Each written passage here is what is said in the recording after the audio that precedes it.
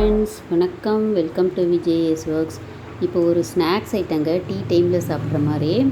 இது ஒரு பாசிப்பருப்பு போண்டா. பாசிப்பருப்பில் ஒரு போண்டா சொல்லுவாங்க. இது ரொம்ப டேஸ்ட்டாக இருக்கும், சீக்கிரமாகவும் செஞ்சிடலாம். அதுக்கு ஒரு பாசிப்பருப்பை ஒரு கப் அளவு எடுத்து ஒரு பவுலில் போட்டுட்டேங்க. கூடவே உளுத்தம்பருப்பு ஒரு 2 டேபிள் ஸ்பூன் எடுத்துக்கலாம். ரெண்டையும் நல்லா 2 தடவை அலசிட்டு தண்ணி ஊற்றி ஊற வச்சிடலாங்க. அது ஒரு 2 மணி நேரத்துலேருந்து 3 மணி நேரம் வரைக்கும் ஊறலாம். ஊறின வரைக்கும் நல்லாயிருக்கும் பருப்பு. இது நான் கிரைண்டரில் தாங்க ஆட்ட போகிறேன்.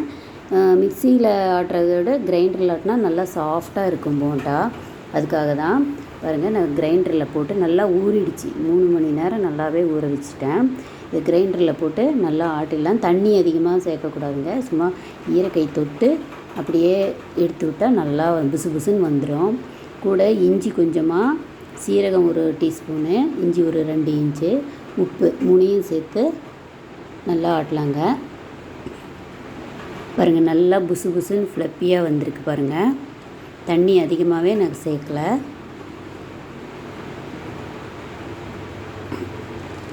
பாருங்கள், நல்லா புஷ்ஷுன்னு வந்துருச்சு. கெட்டியாக இந்த மாதிரி ஆட்டி எடுத்துக்கலாங்க. இது ஒரு பவுலில் எடுத்துக்கிறேன். இப்போ கருவேப்பிலை கொஞ்சம் பொடியாக கட் பண்ணி போட்டுக்கிட்டேன். கூடவே கொத்தமல்லி தழையும் பொடியாக நறுக்கி சேர்த்துக்கலாம். பச்சை மிளகா ஒரு 2 பச்சை மிளகா கட் பண்ணி சேர்த்துக்கலாங்க. பெரிய வெங்காயம் கொஞ்சமாக நல்லா பொடியாக நறுக்கி பெரிய வெங்காயம் கொஞ்சமாக சேர்த்துக்கிட்டேன். ஒரு அரை பெரிய வெங்காயம் போட்டால் போதும். இல்லை நீங்கள் தேவைப்பட்டால் ஒன்று கூட சேர்த்துக்கலாம். இப்போ கொஞ்சம் ஆயிலை ஹீட் பண்ணி ஒரு 2 டேபிள் ஸ்பூன் சேர்த்துக்கிட்டேங்க. இது நல்லா கலந்துக்கலாம். அவ்வளோதாங்க, போண்டா மாவு ரெடி ஆயிடுச்சு. இப்போ எண்ணெய் காஞ்சதும் சின்னதாக போண்டா எடுத்து போடலாம். அடுப்பு கொஞ்சம் மீடியம் ஃப்ளேம்லேயே இருக்கட்டும். எண்ணெய் அதிகமாக காஞ்சிட்டா உடனே சிவப்பாயிடும், உள்ளே வேகாது. அதுக்காக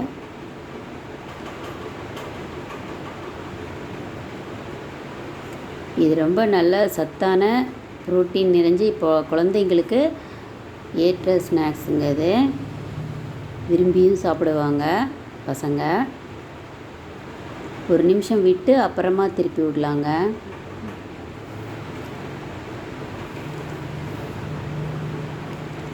இது சீக்கிரமாக பருப்பு ஊறிட்டால் சீக்கிரமாக செஞ்சிடலாம்.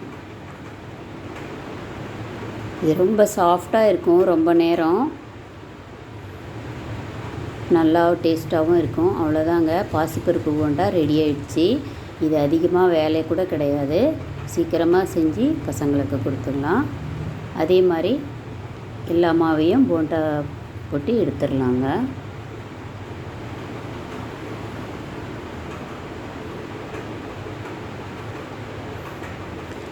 இந்த ரெசிபியை ஒரு தடவை ட்ரை பண்ணி பாருங்கள். பிடிச்சிருந்தா ஃப்ரெண்ட்ஸுக்கு ஷேர் பண்ணுங்கள், கமெண்ட் சொல்லுங்கள்,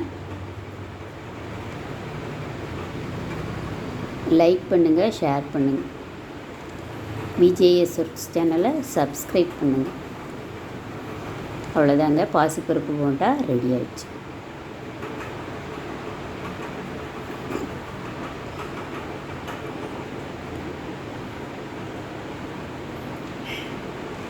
பாருங்கள், நல்லா சாஃப்டாக இருக்குது. சாப்பிடவும் டேஸ்ட்டாக இருக்கும். தேங்க்ஸ் ஃபார் வாட்சிங்.